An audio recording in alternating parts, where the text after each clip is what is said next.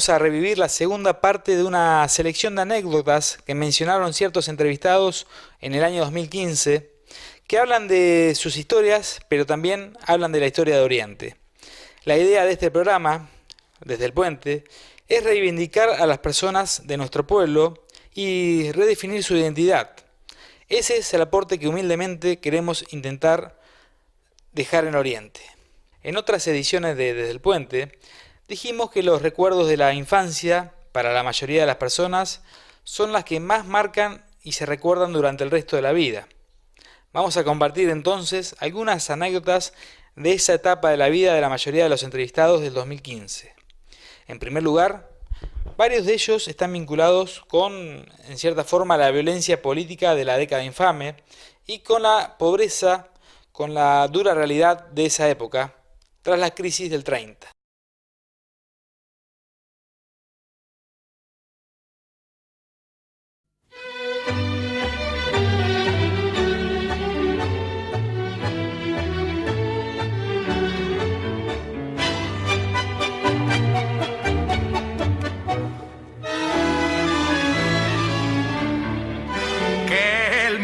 Fue y será una porquería, ya lo sé, en el 506 y en el 2000 también, que siempre ha habido chorros, maquiavelos y estafaos, contentos y amargados, valores y doblé, pero que el siglo XX es un despliegue de maldad insolente.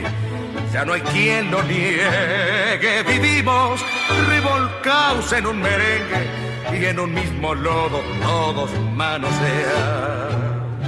Hoy resulta que es lo mismo ser derecho que traído, ignorante, sabio, chorro, generoso, estafador, todo es igual, nada es mejor, lo mismo un burro que un gran profesor, no hay aplazaos ni escalafón, los inmorales nos han igualado. Yo lo recuerdo cuando era chico, que era el delegado de Oriente en la época que volvió la democracia. Usted tiene también incluso un recuerdo político familiar, ¿no? Su abuelo y su padre, incluso su hija ahora es concejal. Bueno, mira, yo te puedo contar, puedo remontarme un poco más lejos que eso todavía, porque tengo recuerdos imborrables de mi niñez. Mi padre fue dirigente radical, fue de los dirigentes radical y mi familia toda, y trabajaron siempre por el partido, siempre pensando en la democracia y en el bienestar de la gente y demás. Bueno, uno siempre piensa que el partido de uno, y uno se enrola en un partido y trabaja por él, porque piensa y vive convencido que es la mejor gente, la más capaz y la más honesta. Yo creo que no me equivoqué en eso. Desde chico tuve buenos ejemplos y tengo muchos recuerdos, algunos muy, muy desagradables, de la época de la década infame. 30 a 40, ¿no? 1930 a 1940. Exactamente. Acá hubo un conato de revolución que se había planeado, creo que en forma integral en toda la república o la provincia, y en último momento vino la orden de que fracasaba el movimiento porque las fuerzas militares que iban a colaborar con el partido, bueno, fracasaron, no sé por qué motivo, y se suspendió. La revolución no se hacía. Se ha sido la fecha fijada para tal fecha, no digamos, pero se vino a la contraorden de lo que se hacía. Pero hubo un señor acá muy respetado, muy querido, que fue orgullo del radicalismo y ejemplo también para los demás, para las generaciones futuras, que yo lo recuerdo muy bien porque era muy chico, pero lo alcancé a conocerlo y quedó. Y ese señor estaba cansado de ser manoseado en las urnas, expulsado de los padrones, bueno, hacerle toda clase sí, para ganar, digamos, las elecciones, y bueno, te robaban las urnas, te las cambiaban. Bueno, una palabra, era una dictadura disfrazada de democracia. Ese señor, como decía, no pudo aguantar más y estaba preparado para hacer la revolución, la hizo por cuenta de él. Fue un hecho trágico en el partido con el Dorrego, y ahí perdió la vida don Juan Maciel. Claro. que era capital. Hoy lleva la plaza, digamos, el nombre. Sí, sí, por eso la plaza lleva el nombre de él en recuerdo de un gran demócrata que ¿Él era era. de acá? Era de la zona de Coronel Dorrego, Gil, un poquito más allá. Era hombre de campo. ¿Y sabes por qué te digo esto? Porque posteriormente a eso, a esos hechos, pasaron un tiempo, unos días, no me acuerdo si un mes o una cosa así, y vino una represalia del gobierno de la provincia. Y empezaron a hacer allanamientos con policía que venía de afuera, en todos los lugares que se decía que había habido armas o que estaban complicados en la revolución fracasada, ¿no? Y yo era muy chico, me acuerdo, estaba con una enfermedad, no sé, una gripe, en la estancia de mi abuelo y cayeron la Fuerza Armada en camiones y allanaron la estancia. Y bueno, recorrieron la estancia, todo bastante rudo, fueron bastante... ¿Golpearon a alguien? Y sí, yo me llevé un susto, el primer susto muy grande de mi vida fue ese, porque estaba en la cama con la enfermedad, con gripe, y tener toda la policía y los militares encima, revisando colchón y revisando ropero, no era nada bueno. Otro episodio que ocurrió en Oriente en el año 35 fue en los carnavales, los corsos de Oriente. Yo recuerdo que mis padres me llevaban de la mano y estaba todo el pueblo de Oriente, porque la única fiesta prácticamente que había en Oriente en esos años. Y por ahí se siente un estampido y la gente empieza a correr, a correr, a correr. ¿Qué había pasado? Le habían efectuado un tiro de revólver a Paulino Álvarez, el dueño del bar, la confitería y bar Colón, que era hotel en esos años también. Donde hoy está la cooperativa, no sé lo que hay ahí. Ese era el hotel y bar Colón, de Paulino Álvarez. Era el hotel tradicional de Oriente, a pesar de que había otros hoteles, ¿no? Pero el bar Colón era el que estaba en la avenida Santa Marina, frente al banco. Bueno.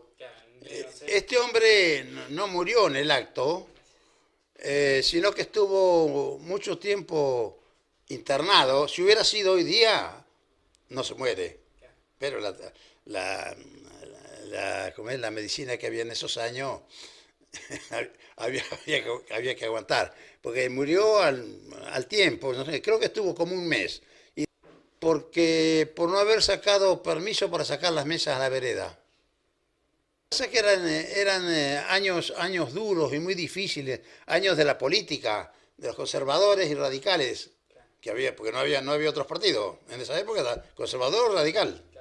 Y que estaban en el poder en esos años, dominaba la situación. Los años fueron muy duros, los años para mí, en Oriente, y por eso había un dicho en Oriente que decían... el año 30 fue el año de los perros gordos, porque hubo tanta crisis que se moría la hacienda.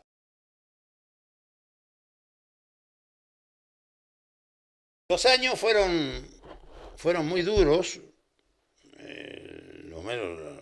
los años para mí en Oriente, y por eso había un dicho en Oriente que decían, el año 30 fue el año de los perros gordos, porque hubo tanta crisis que se moría la hacienda. En esos años era una miseria bárbara, ¿viste? Bueno, yo desde chico, desde que empecé en la escuela, venía a la quinta, venía con alpargata, todo mojado. Yo me acuerdo que estaba la señora Siri y la señora Orfilia, que veníamos a la escuela, antes no había calefacción, no había nada. ¿En qué escuela estuvo? En la escuela número 8. En la escuela 8. Decía la señora Gini y Orfilia, chicos, aplaudan y zapateen, dice, para calentarse un poco. Era muy bravo. ¿La escuela? Antes tenía las galerías abiertas. Ahora las cerraron. Y el patio de la chica era de ladrillo. Y nosotros era de piedra, desde tosca. Y cuidado que un varón se fuera a pasar al patio de las chicas. Así que ni siquiera el patio compartían. ¿Eh? No compartían ni el patio. No. La mujer a un lado y los chicos a otro. No, era riguroso. Y cuando entramos a la mañana tenemos que formar fila de mayor a menor y con el brazo así, tomar distancia. Claro. Hablabas de miseria. Decía que pasamos mucha miseria. ¿En la quinta? Sí, en la quinta. Sí, en la quinta. Que eran muchos hermanos, muchos tíos. Decir que ahí nunca faltó una vaca, ni faltó un chancho, ni faltaban gallinas, no faltaba nada, pero muchas noches con arroz con leche y a la cama, o mate cocido y galleta dura y a la cama. Y después teníamos la cocina a leña. Esa estaba todo el día prendida, la cocina a leña. Y en el verano con mis tíos íbamos a juntar bosta de vaca a los médanos con dos chatas playas. Entonces, el que tenía bota, bien, pero el que no tenía bota nos envolvíamos unas bolsas en las piernas, sí, hasta la rodilla, por las víboras, ¿viste? Claro. Y traíamos dos chatas llenas de bosta de vaca, te venía y se apilaba toda, ¿viste? Afuera, y se ponía una chapa y te pasaba todo el invierno con eso. ¿Y para qué servía? ¿Vos sabés qué leña era eso? ¿La bota de vaca para leña? Para leña sirve la bosta de vaca, la de médano, porque ese pasto duro, sí, hacíamos parrillada y todo con eso. Se secaba y ahí lo claro, es una barbaridad. Éramos 12. Para cualquier familia. Sí. No, era una pobreza terrible. Los alumbramos con... En la década del 30, que fue tan complicada para todos. Claro. Con un candil a mecha. Las narices llenas de humo. No. Era potro, carneaba al final papá potro en el Bajo Diaria, donde pasa la ruta ahora. Era el Bajo Diaria, le decimos antes. Carneaban caballos viejos que le daban los chacareros. Pedíamos un cacho de pan y nos daban un cacho de carne, de hueso. De eso. Había una miseria. Ahora, vos le contás a los chicos de ahora, se te ríen la cara. ¿Y ropa no se compraba? No. De casualidad andamos así nomás. ¿Viste? No, antes no se conocía nada de eso. Cocinamos en un brasero, con leña. No había cocina ni a querosena había. No. Y el alumbrado que había, viste, no teníamos luz nosotros. En muchas casas que estuvimos cuando éramos chicos. Después empezó, viste, a adelantarse más y... Claro, se hizo más accesible para todos. Claro. Pero la pasamos mal, en el tiempo nuestro era una pobreza terrible.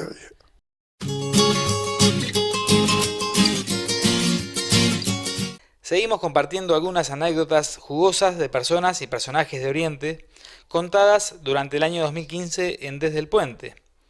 Esta vez el protagonista central es Roberto Brunar, pero también Luis Gineccini, Poroto Liébana, Enrique Constantino, entre otros. Poroto era un tipo que no tenía problema nunca. ¿Alguna anécdota? Te voy a contar una anécdota como ser con Poroto Liébana. Fuimos con Poroto Liébana y fuimos por asunto del teléfono. Habíamos así de palabra de la cooperativa, estoy hablando, porque cuando el teléfono tuvimos colaboración de algunas personas de afuera que colaboraron porque les interesaba que estuviera el teléfono, ¿viste? Y bueno, llegamos a La Plata y habíamos comprado una central medio comprado, ¿viste? Había que cerrar un poco cerrar el negocio, cerrar el convenio, y estaban los cheques y lo que había que entregar, y pues era todo medio en el aire porque todavía no habíamos recaudado nada, ni nada de teléfono. Entonces íbamos en el coche de Poroto, que siempre esa otra de las cosas, él casi te puedo decir que medio automóvil lo gastó en la cooperativa de viaje, ¿no es cierto? Y en esa época nosotros muchas veces no se cobraba ni nada. Nosotros íbamos, pagamos los gastos por cuenta nuestra, hasta que por allá vino el contador y empezó a decir, no señor, usted tiene que poner esto y esto y esto, y bueno, y se empezaron a pasar las facturas de los viajes y demás, pero si no antes, al principio no había plata tampoco para hacerlo. Bueno, entonces cuando el teléfono, vuelvo a lo mismo, llegamos allá, estuvimos, habíamos hecho negocio y habíamos hecho negocio acá, medio de palabra, con el representante. Fuimos allá y bueno, fuimos a la mañana, esperamos, fuimos a la tarde y ahí estaban los capos de la empresa. Y estaba el que había estado acá representante. Bueno, empezamos que esto y que lo otro, ya nosotros íbamos decididos, ya habíamos decidido que lo hacíamos, ¿no es cierto? Pero claro, llegamos allá y los habían cambiado esto, los habían cambiado el otro. Entonces, ya no era lo mismo, no era la misma plata. No era la misma plata, no era la misma forma de pago. La regla, digamos. Sí, había cambiado todo. No una barbaridad, pero había cambiado. Y bueno, y por allá no sé qué más, y bueno, ya Poroto dijo, estos son una manga de... Era la fábrica Anvil, en la primer central que tuvimos acá, Anvil la compramos. Y bueno, entonces él había dejado el coche, no sé cuántas cuadras de ahí, en una cochera. Porque nosotros íbamos, firmábamos, hacíamos todo y ya los veníamos de vuelta, ¿viste? No, íbamos a escapar que un día y volvíamos al otro. Y por otro dice, bueno, vamos a hacer una cosa, esto no va. Bueno, y entonces empezamos a conversar entre nosotros. Yo le dije, mirá, ¿sabes qué pasa? Que si no hacemos, los va a salir más caro. Dice, bueno, vamos a hacer una cosa. Dice, Luis, yo era secretario, él era presidente. Luis, ¿sabés qué hacés? Hacé lo que vos quieras. Si vos querés firmar, y si no, los vamos la miércoles, hablando mal y pronto de acá, y se termina todo. Dice, yo me voy a buscar el coche. Y se fue a buscar el coche. No quiso estar más, ni lo saludó ni nada. Porque es cierto, se habían portado mal, ¿viste? Entonces, bueno, arreglamos algunos ahí, se quedó el otro muchacho, pero que no me voy a acordar el apellido ahora. Trabajaba en la cooperativa acá, medio... ¿Yerno de Jesús González era? ¿Cómo? ¿Yerno de Jesús González? Sí. ¿Mendoza no? Mendoza. Mendoza. Mendoza, mirá vos, con Mendoza fuimos. Estábamos ahí, conversamos nosotros, arreglamos algunas cosas, aflojaron un poquito en una, en la otra, bueno, y qué sé yo cuánto. Digo, bueno, vamos a firmar, y firmamos. Pero por otro no firmó. No, dice, yo no quiero saber más nada con esto. Bueno, después ya cambió la cosa porque ya habíamos, le explicamos cómo habíamos hecho. Bueno, dice, menos mal porque si no, dice, era todo distinto a lo que uno había planeado, claro, ¿no? Semejante movida era. Pero me gustó porque dijo, vamos, voy a buscar el coche y los vamos. Y yo decía, haber hecho tanto para conseguir todo eso. Y aparte ya estaba entusiasmado, ya estaba claro, todo. Ya quedaba todo medio hecho, una lástima era. Así que, ¿qué va a ser? Y yo siendo chiquito, o sea, tenía 8 años, estaba teniendo desesperación por manejar. Y mi papá le había sacado la camioneta al ver el coche de Luna, le fui a la manija y arrancó la camioneta para atrás. Le choqué el coche a Roberto, y me ocupé por 47. Y papá estaba ya amargado por lo que yo había hecho. Y como a 10 minutos Luna estaba regando las calles con un camión mucho crédito, todavía estaba el 7 camión. ¿Él lo manejaba? No, lo manejaba Sino Tomás. Pero él, por indicación de él, regaba las calles antes de los carnavales. Y entonces cuando vino el lunar, papá le decía, mira el niño que ha hecho mi hijo, Roberto. Dice, no, Elías, ese chico no tiene la culpa, somos los grandes que tenemos la culpa. Yo tenía 8 años, claro, yo tenía la culpa, no tenía, no voy a hacer escapatoria. Claro, si yo fui apurado por manejar, y le veía la manija y estaba marcha atrás, y salió derecho el coche, justo el coche del... ¿Y el auto último Fue 47. Sí, en su momento... ¿Y vos tenías 8 años, 29 años? Sí. Sí, era el nuevo, ¿sí? Sacar la cuenta era el nuevo coche. Resulta que me dio la cobranza, andaba con la cobranza yo, y bueno, de vez en cuando me controlaba los recibos, yo hablaba con el contador, con Pina. Claro. Pero Pina, yo le daba la plata nomás, pero no me controlaba. Y a ver, ¿quién son los que no deben, los que deben? ¿Qué? Tenía una pila así que no pagaban, ¿viste? Y había uno que debía 1 año y medio. Porque Brunal le daba la luz a las escuelas, a las iglesias, a la comisaría, y a muchos pobres que no podían pagar, les regalaba la luz. Bueno, te sigo la anécdota. Dice, che, ¿y este qué pasa ahí? No sé, le digo, ¿no me paga? ¿Qué quiere que le haga? No, dice, anda a cortarle la luz.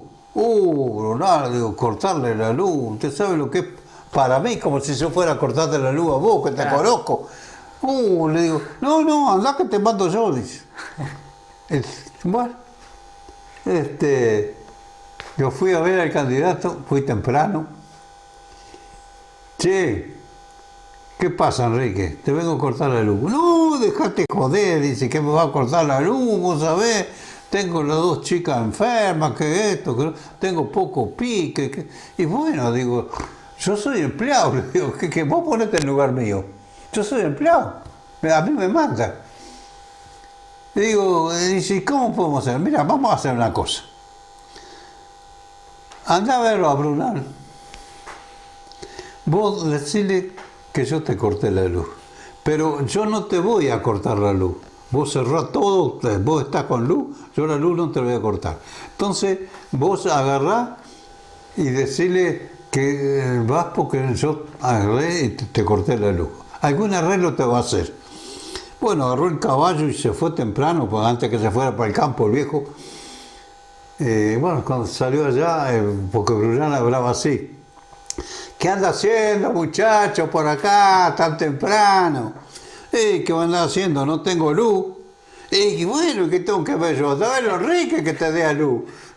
Dice que Enrique me cortó la luz. ¿Y por qué te cortó la luz?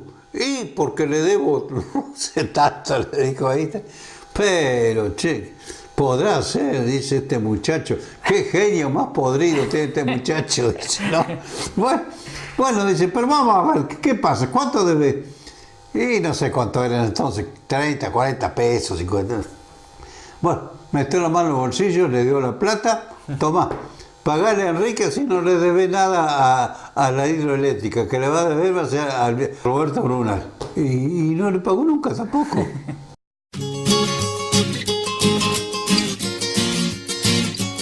Sé que él era político, que tuvo algún, si no me equivoco, algún encontronazo o algún problema con el que no le querían aumentar la tarifa y... Ese estaba con mi cuñado, con Pancho Polaco, ¿no? Y claro, y el viejo era cuando se daba... Él era radical. Cuando la luz la ponía la municipalidad. Tenía que juntarse los concejales y todo, y ponía el precio de la luz acá. Y no le daban luz, y no le daban luz, y no le daban luz. Pero, pucha, bueno, viene el viejo Brunal un día acá. Che, Enrique, ¿qué? Tenés que cortarle la luz, dice. Los nombro, total.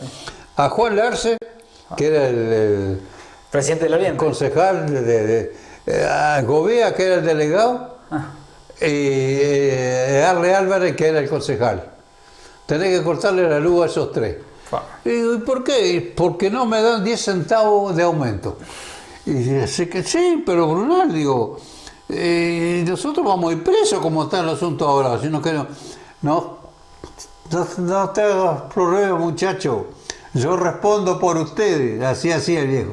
¿Sí? ¿Responde por nosotros? Bueno. Ah, nos había puesto entre la espada y la pared, vos sabés. Bueno,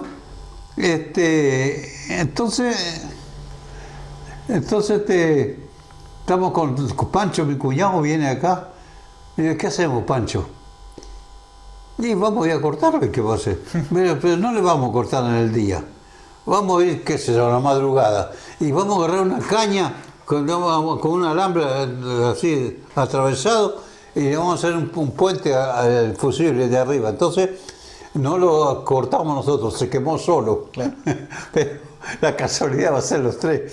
Sí. Bueno, le cortamos la luz a los tres, ¿no?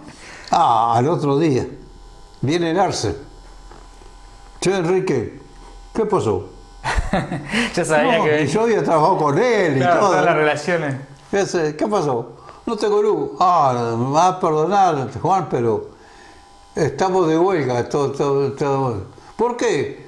No trabajamos más. Eso nos había dicho Brunal. Claro. Ustedes digan que están de huelga, que no trabajan porque yo no les pago porque no aumentan. Ustedes no les aumentan la luz y Brunal no los paga y nosotros no vamos a vivir del aire. Así que no trabajamos más. Después me agarra el Babi. Igual. También le dije lo mismo. Y Gobea, pobre pibe Gobea. Me daba lástima el pobre Gobea. Tenía también el negocio de donde estaba, etcétera. Claro. Y bueno, pibe, ¿qué va a hacer? Yo no puedo, le digo. Te soy franco, a nosotros nos mandan, le digo, no estamos de huelga, nada. Le dije a él con más confianza, nos mandan, ¿qué quiere que le haga? Ponete en lugar nuestro, ¿no? Ponete en lugar nuestro y después me vas a decir. Claro. Y claro, tiene razón. Bueno, nos denunciaron, Larsen nos denunció a la comisaría. Fuimos allá, estaba Berry en ese entonces. ¿Qué pasa, muchachos, que con ustedes que no le dan luz a esta gente? No, estamos de huelga. ¿Y por qué está de huelga?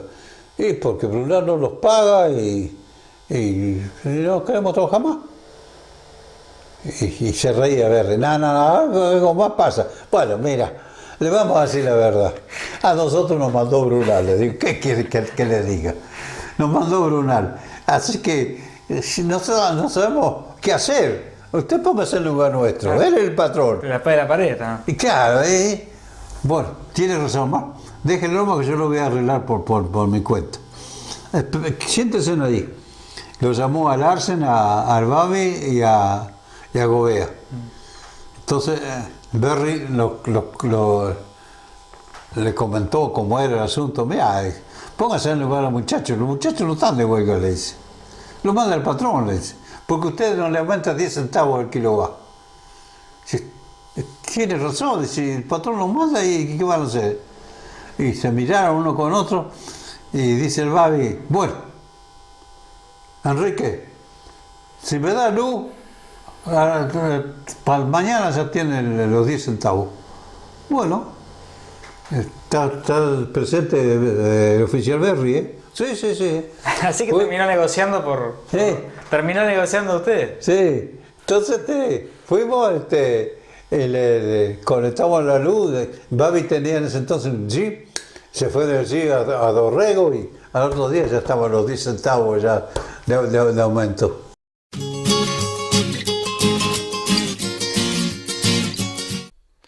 Llegó la hora de ellas, sí, las mujeres. Son 3 mujeres, son bien distintas y cuentan algunos de los secretos de sus profesiones. Siempre fueron mujeres las maestras acá en Oriente. ¿Cómo? Siempre tuvieron maestras mujeres de la escuela de Oriente. Sí. Claro. ¿Y cómo era ser alumno en esa época? Y a mí la escuela me gustó siempre. Así que para mí ir a la escuela era un juego, me constituía algo lindo, era una alegría, yo sentía un placer. Porque a mí ya se ve que en mí yo tenía la vocación docente. Claro. Siempre decía que iba a ser maestra. Así que a mí la escuela no me pesaba. ¿Y los maestros eran duros con ustedes? ¿Había mucha complicación? Justamente porque eran de hijos de inmigrantes muchos. Yo reconozco que ¿cómo te puedo decir? Los contenidos programáticos eran mucho más elevados que los actuales, muchos más extensos y todo, si los vamos a comparar con los grados actuales. Y los alumnos, había alumnos con muy buena conducta y alumnos con mala conducta, porque había mucha diferencia de edad. Iban alumnos muy, pero muy grandes, de a lo mejor de hasta 16, 17 años. Claro. Es una edad, viste, que Sí, sí. es la adolescencia, la palabra lo dice. ¿Cómo se lograba que más o menos anduviera justamente con diferencia de edades muy Y grandes? bueno, pero el maestro trabajaba también por niveles. Dividía a los alumnos por nivel, en un nivel superior, en un nivel inferior o en un nivel medio. Claro. Y el tema de los varones y las mujeres también se Que separaban. dice, sí, siempre sí.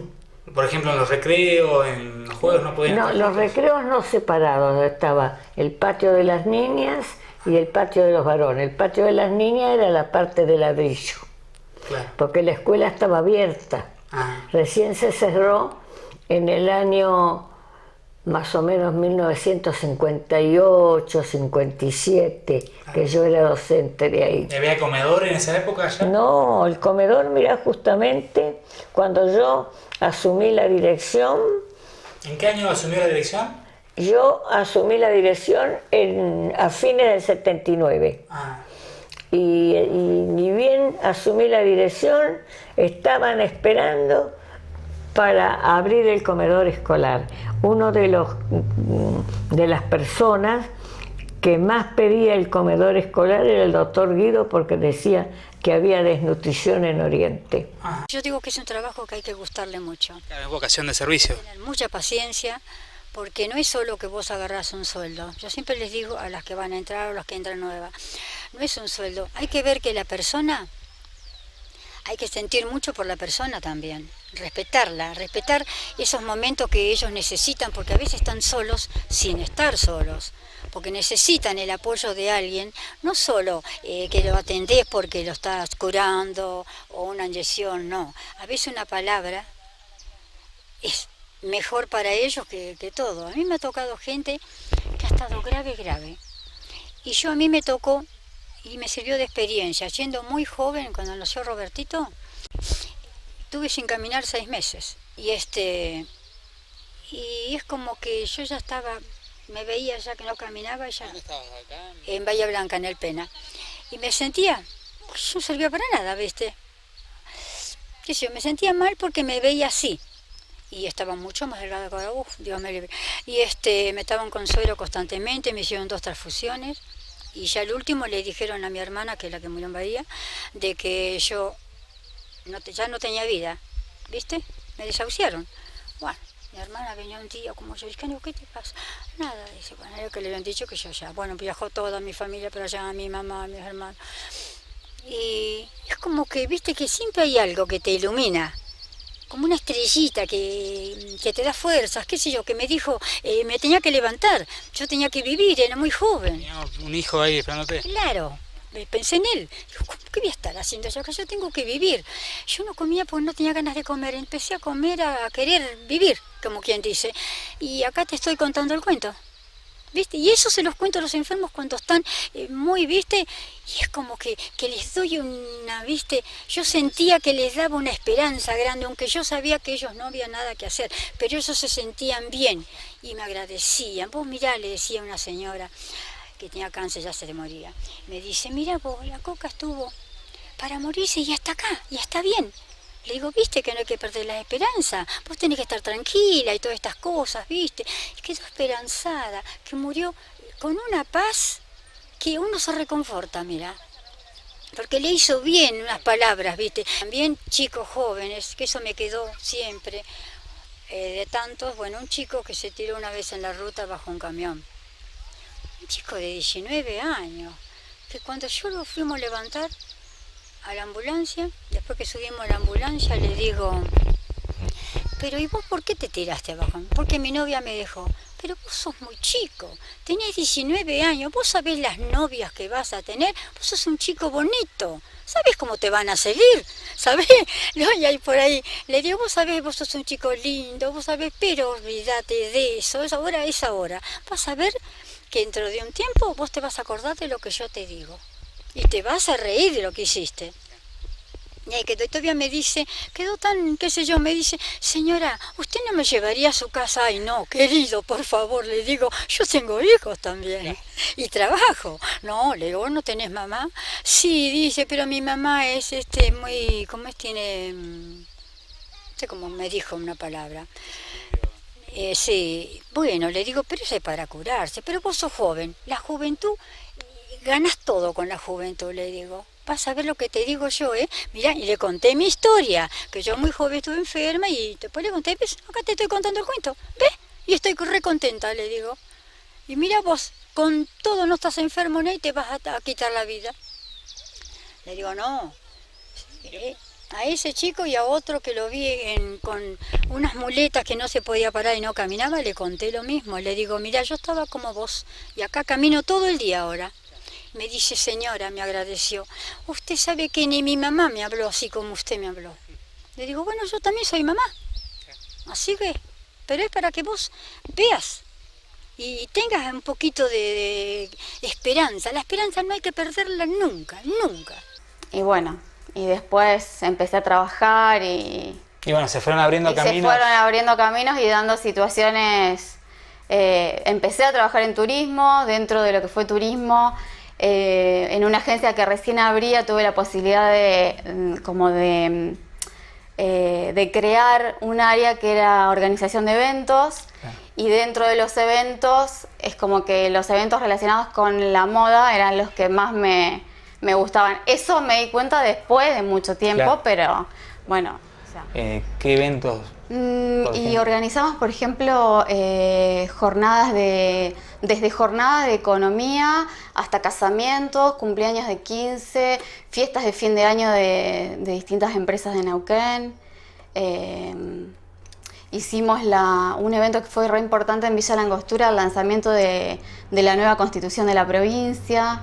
Así que bueno, esto de que en la Universidad del Sur no haya habido por ahí... que no haya habido en ese momento, claro, fue lo que hizo. Un rumbo que al final fue, digamos, resultó positivo, ¿no? Recontra positivo. Fui por un año, o sea, a Neuquén fui por un año con la idea de terminar la licenciatura y volverme a Bahía o irme a Buenos Aires, no sabía dónde, y bueno, y me quedé en Neuquén y ya soy un poco neuquina, sí. Y bueno, y como hablamos recién, el tema de los eventos...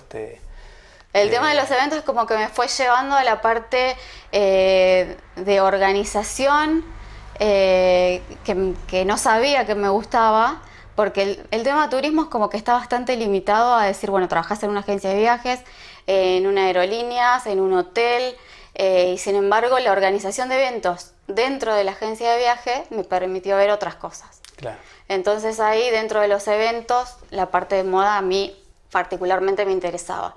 Acompañar a la novia a elegir el vestido, al novio a elegir el traje, no sé, cómo se iban a vestir las damas de honor. Eso era lo que a mí más me gustaba de la parte de organizar un evento. Claro.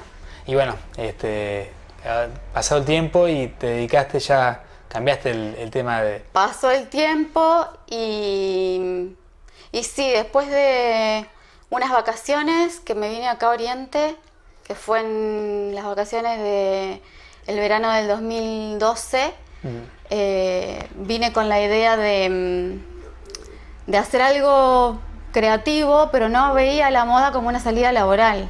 O sea, para mí la moda pasaba más por tener un local de ropa o... Claro, lo más sencillo. Claro, o una agencia de modelos, pero era como que no me veía diseñando ropa. Y sin embargo, bueno, pasé las vacaciones acá y me volví a Neuquén con la idea de empezar a hacer un curso de corte y confección.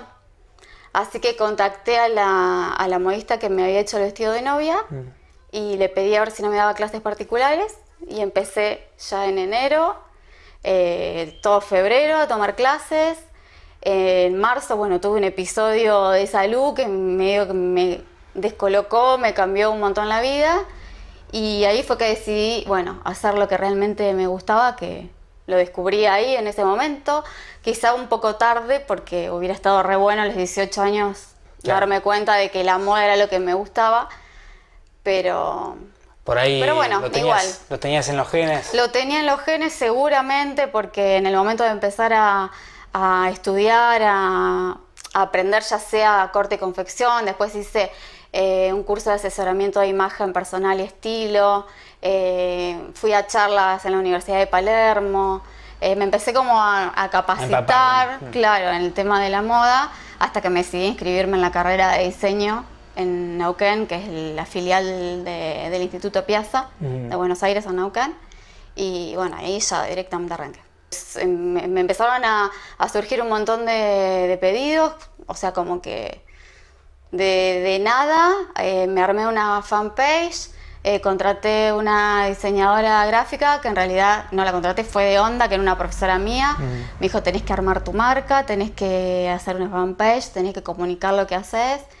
Y bueno, le pusimos un nombre que es Jorgelina Vidaurreta, Historias y Vestidos. Claro. Y así ahí que bueno, empecé. en casi 3 años. En 3 años te cambió totalmente me cambió la vida. completamente, sí. De haberte ido a estudiar turismo, a seguir con el tema de eventos y bueno, por una cuestión casi accidental, pero en realidad... Sí, fue como buscar un momento que fuera más de relax, o donde yo pudiera explayarme creativamente, que no lo tenía porque en el laburo era lo que me pedían, más administrativo, más... Claro.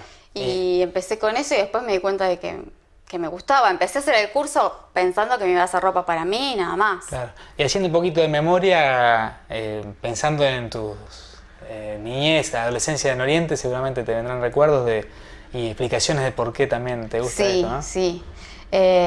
Bueno, mi gran referente es mi abuela, Gladys Torraca, de Rivas.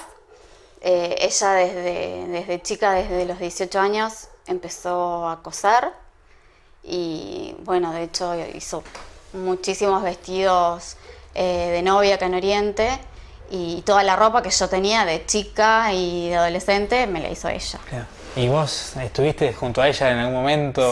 Sí. Ayudándola, Yo recuerdo que cuando, no sé, salía del colegio, ella estaba, no sé, en la mesa llena de telas, la plancha, y corría todo enseguida porque llegábamos nosotros para que no ensuciemos nada. O por ahí cuando yo venía los fines de semana, que ella estaba en Bahía, me pedía que le dejara las agujas con hilo porque no veía, entonces ya sabía lo que era yo, un punto flojo, un hilván, un molde, o sea, eran conceptos que por ahí ya los tenía incorporados cuando empecé a dedicarme a esto. No es que fue completamente nuevo para mí. Claro. Yo me recibo este año de diseñadora y bueno, más allá de seguir trabajando con mis clientas, que son las que me piden vestidos a medida y elegimos entre las dos el diseño y lo confecciono, mi idea como diseñadora es poder hacer una colección que me represente a mí. Y dentro de esa colección me gustaría por ahí incluir aspectos de mi vida que fueron importantes. Y dentro de esos aspectos por ahí está relacionado con personas o con lugares. Y voy a tratar de plasmar eso en los diseños que haga para la colección, que como mínimo tiene que tener 15 vestidos. Claro. ¿Y eso se puede adelantar a algunas personas que pensaste, algún lugar? Marisol seguramente, porque el mar me apasiona, el atardecer, el amanecer, de Oriente, el puente, no sé, las partes de la escuela primaria, del jardín, del secundario. Y personas, es como que siempre vuelvo a mi abuela y es como que digo, bueno, mi abuela de la mano de mi abuelo y las mejores amigas de mi abuela y las personas muy queridas por mi abuelo, muy queridas por mi abuelo, y así es como que fui armando como un árbol genealógico de amistades y de seres queridos y bueno, así es como que en realidad lo estoy pensando, tengo después que hablar con los familiares y con la gente si está de acuerdo para que, no sé si su cara o su rostro, sus ojos o alguna parte va a estar en el diseño. Un homenaje a mi pueblo, a mi gente y a mi abuela, que es mi inspiradora. Claro. Ser nacida en un pueblo pintoresco, como todo pueblo, con sus historias, con su familia, sus amistades, seguramente debe ser un plus para una diseñadora también, sí. ¿no? Tener para mí, por lo menos sí. Muchos diseñadores tienen que viajar a distintos lugares del mundo para inspirarse en una colección. Yo sé que puedo hacer una colección que puede gustar o no, que puede ser furor o no, pero sé que puedo hacer una colección estando acá, en Oriente, en Marisol, sin salir de este lugar. O sea, sé que puedo tranquilamente inspirarme y hacer algo lindo.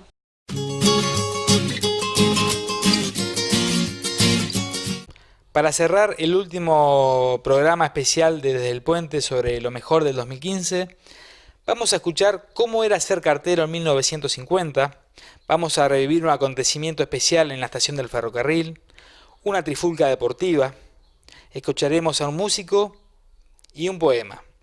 ¿Qué más se puede pedir? Como 2 años o 3, cartero de Oriente. En ese momento el cartero, ¿cómo se manejaba? Se manejaba con bicicleta, con la carpeta de todo y una bocina que se tocaba cuando llegaba uno a la puerta. Claro. Una corneta. Claro. Para que la falta de timbre se manejaba. Claro, salía la gente a recibir. Y la carta era la única forma de comunicarse, más allá de que algunas personas tenían teléfono, ¿no? Sí, no, pero fueron, la verdad que sinceramente tengo muy buenos recuerdos. Había 2 o 3 abuelos que recibían cartas de los hijos y que no veían mucho o algunos no sabían leer muy bien y me hacían leerle la carta. Y viste, y los viejos, pobrecitos, lloraban. Y yo casi lloraba con ellos. Para comunicarse, no era... No, por eso, una carta allá a lo lejos recibían, viste. Y la gente lo esperaba con ansiedad y con emoción. Me acuerdo, mirá, la familia Laiso, la familia Laní, eran 2 abuelos que hacían cuenta que llegaba yo, que llegaba el rey. Lo esperaban con mate y con comida. Sí, con todo, una barbaridad. Sí, algunas cosas, pero tenía algo así, leo las poesías del libro Sol, viste, de primario. Si querés te explico 2 o 3, no. Si quieres recitar algunas, ¿se acuerdan? Bueno, 60 balcones hay en estas casas, 60 balcones y ninguna flor. A sus habitantes, señores, ¿qué le pasan? Odian el perfume, odian el color. La piedra desnuda de tristeza goza, dan una tristeza a los negros balcones. No hay en estas casas una niña novia, no hay algún poeta bobo de ilusión. Ninguno desea ver tras los cristales una diminuta copia de Gerardín. En la piedra blanca trepar los rosales, por los fierros negros abrirse un jazmín. Si no aman a las plantas, no aman a las flores. No sabrán de música, de rima y amor. Nunca será un rezo, jamás será un clave. 60 balcones y ninguna flor. Qué bueno. ¿Está bien? Perfecto. Cada vez que pasaba el tren era venir a ver pasar el tren, ¿no? Un acontecimiento. Un acontecimiento, el tren paraba 5 minutos, 10, no me acuerdo, pero todo el pueblo veníamos a mirar la pasada del tren. Y después recuerdo una vez que nos habían regalado una burra que venía de Santiago del Estero. Me parece ver el armazón de madera que le habían hecho para traerla y el acontecimiento que fue en el pueblo bajar la burra. Claro, la cantidad de gente, la expectativa que era lo que había y cuánta gente para bajarlo también, me imagino. Sí, y después la burra, bueno, cuando hacíamos el pesebre en Navidad, la burra era parte principal del pesebre. Era clave en el pesebre. Era clave. Mi hermano hacía de San José, Susana Rolando hacía de Virgen María, yo hacía de Angelito. Bueno, son recuerdos así tan lindos, ¿no? Inocentes, infantiles, pero muy lindos, con mucho color. Momentos inolvidables, pero la burra en esa época hizo, fue furor, sí, porque aparte paseábamos todo el día con la burra y dábamos vuelta y demás, bueno, esas cosas que hoy ya no se pueden hacer. La música vino casi por casualidad, ¿no? Aunque venimos de familia de músicos, ¿viste? Mi abuelo y los pugliese, por lo general hay muchos músicos. Me ponían todas las cosas como de carnada. Y lo que a mí me gustaba era la percusión, el bombo me gustaba. Entonces un día fuimos a Tres Arroyos con mi viejo y me parece que me veo en la vidriera de Testa, Casa Testa, François y Testa, era en aquel entonces que vendía instrumentos musicales, y había un bombo, chiquitito era el bombo. Y yo me le paré en la puerta y me le clavé hasta que vino papá. Cuando vino papá dice, ¿qué estás haciendo? Vamos.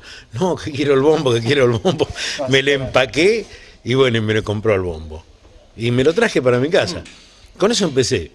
Y como mi hermano veía que yo tenía mucha rítmica, un día compré una timbaleta, de esas que usan para las cumbias, ¿no? Que son 2 tambores y un cencerro en el medio y un platillo. Y también con eso empecé a hacer ritmo y me empezó a gustar la música. Después él, Bubi, le gustaba tocar de vez en cuando la guitarra. Y tenía una guitarra española muy linda, hermosa, que terminó, que después te cuento cómo terminó. Pero la guitarra esa también me la dejaban y yo iba e intentaba tocar. Y para aprender algo, en los bailes de carnaval o los bailes que hacían en aquel entonces en Oriente, me paraba debajo del escenario a mirar las orquestas y miraba dónde ponían los dedos los guitarristas.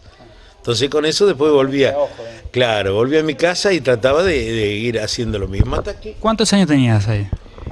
Y lo del bombo tendría 6 años, 6, 7 años más no tenía. Y lo de la guitarra ya unos 8 años más o menos, a los 8 años empecé con la guitarra. Pero como siempre fui un tipo con facilidad para aprender música, o para aprender a tocar los instrumentos, no me costó mucho aprender a tocar la guitarra. Y salí tocando los ejes de mi carreta. ¿Solo mirando con alguna pregunta de un músico? Sí, y los ejes de mi carreta que lo hacían 2 o 3 tonos que tenía, que no tenía más, y bueno, y yo usaba esos 2 o 3 tonos para hacer el tema. Y después empezó a tomar popularidad el tema en el colegio. O sea que la carreta de mi carreta era de Atahualpa Yupanqui. Exacto, de Atahualpa, pero lo cantaba Palito Ortega. En aquel entonces, yo lo cantaba como Palito Ortega. Entonces, ¿qué pasa? Muchos de mis compañeros de colegio que estudiábamos en aquellos años se van a acordar que yo cantaba ese tema y que era tan popular que la directora, doña Paula Moro de Bianca, que era la directora en aquel entonces, cada vez que había una fiesta me decía, Carlitos, tenés que cantar los ejes de mi carreta. Y bueno, así comenzó mi historia con la música, ¿no? Bueno, la guitarra que yo te decía que agarraba todos los días, por lo general terminaba de tocar a la madrugada y la ponía al costado de la cama. Entonces, ¿qué pasa? Una mañana me levanté y la pisé y le rompí el mango, le corté el mango. Y no sirvió mal la guitarra. Me quería matar mi hermano. Y teníamos un amigo que se llamaba Rubén Rolandi, que era serialista. Mucha gente se va a acordar de Rubén. Y un día me dice, ¿no querés venir a Bahía, querido? Me dice, vamos, Rubén. Yo era chico, tendría 10, 12 años. Fuimos a Bahía y él se bajó en un local en Bahía Blanca y me dijo, ahora vengo. Me quedé esperándolo en el coche, volvió, abrió el baúl, metió una cosa atrás y vinimos para Oriente. Cuando llegamos a Oriente, abre el baúl, cuando me iba para casa me dice, no, vení, querido, vení. Dice, tomá, me regaló la primer guitarra eléctrica.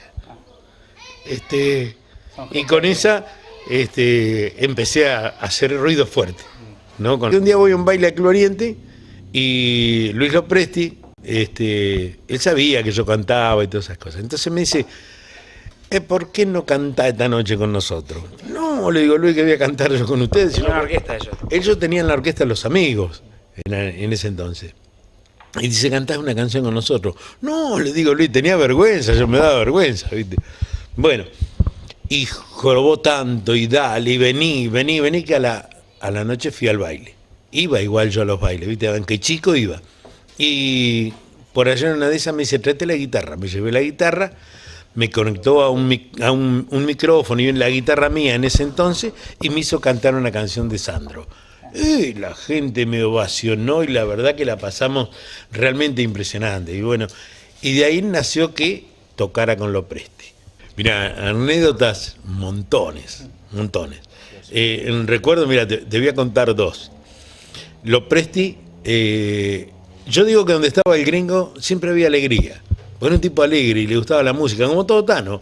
¿Viste? Le gustaba la música y tocaba la trompeta y se ponía colorado con la trompeta tocando. Y un día fuimos a tocar a La Gloria.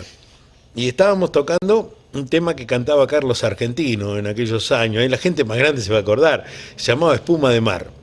Y Lopresti cantaba en su italiano argentino, ¿viste? Y en vez de decir espuma de mar, él decía espuma de mare. Espuma de mare, espuma de mare. Y venía espuma de mare, se dio vuelta así, se le terminó el escenario. Y se cayó arriba de unas mesas que había lleno de gente, pero fue increíble. Cayó, pero como cayó, pegó y se levantó otra vez, subió arriba de la silla y siguió tocando. No, la gente lloraba la risa, ¿viste? Pero Luis no le aflojó ni medio, siguió tocando. Después otro día, Carlitos Manfra. Carlos Manfra cantaba la canción Dos Almas, que era un bolero. Entonces, ¿qué pasa? En aquel entonces los micrófonos eran unos micrófonos Philips, que a lo mejor se los has visto a Luis Miguel, que ha cantado con esos micrófonos grandes, que son plateados, pero tiene una calidad bárbara. Y los pies de los micrófonos era un vástago así, era redondo con 3 chupetes abajo, que tenías que tener cuidado de no pisarlo, ¿viste? Porque te venía. Entonces, ¿qué pasa? Cuando tiene que entrar a cantar Carlos, le hace Lopresti, entra Carlos, y cuando entra Carlos, entra y pisa el pie del micrófono y se pega con el micrófono y se lastimó y le sangraba la nariz. Pero cuando le pegó el micrófono, mandó un rosario y salió por todos los parlantes para toda la gente. Bueno, mira, eso es la cosa inolvidable. Quedó para la historia. Sí, eso quedó para la historia. Cosas, viste, que vos las contabas y que nos causaron tanta gracia y que la pasábamos tan bien y que nos divertíamos tanto. Yo la verdad que viví una juventud realmente intensa y hermosa. Hermosa. Con gente más grande que yo. Lopresti era más grande, Carlito, Cachito Di Croce, Osvaldo, que es un poco más grande que yo, pero con esa amistad y esa alegría de pueblo, ¿no? De amigos de pueblo. Acá estaba el Papero Rodríguez, tenía un camioncito, un Chevrolet era, un camioncito chiquito, pero de esos, para papa. Claro. Bueno, y íbamos arriba todos apilados ahí, y a ver si te gusta, no sé, iríamos 14 o 15, ¿viste? 14 personas en la caja, entre la caja y la... Claro, hasta que siguió el partido, le ganamos 4-1. 4-1 le ganamos. Termina el partido y bueno, fuimos adentro del vestuario y nos estamos por bañar. Por ahí apareció en la puerta un milico y un oficial. Y el oficial era un tipo grandote, ¿viste? Un cuerpazo. ¿De acá de Oriente? No. Ah, ¿el de la Garma era? De la Garma. Ah. No. Después que habían ganado 4-1. Sí, pero pero el tipo parate. El tipo preguntó, dice, ¿cuál es el arquero? Estarías asustado. Que todo. Yo se quería... Le digo, no, yo. Me dijo, dice, lo felicito, amigo, me dijo. Yo también he sido del oficio. Ah, sí. Me felicitó, y me felicitó. Era solo para felicitarlo, pero bueno, claro. Ese momento hasta que no lo felicitó no sabía. Ah, no, como bien, no bien yo. Claro. Así es. Me quedó para el recuerdo. Me quedó para el recuerdo. El susto, esos segundos fueron... No, sí.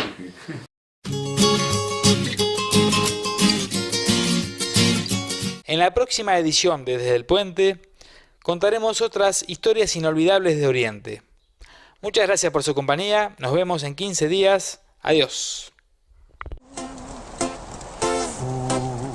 Fugaz pasa la vida junto a ti y a ti,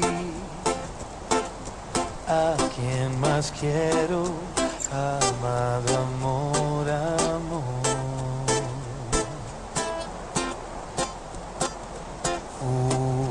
Fugaz porque es hermosa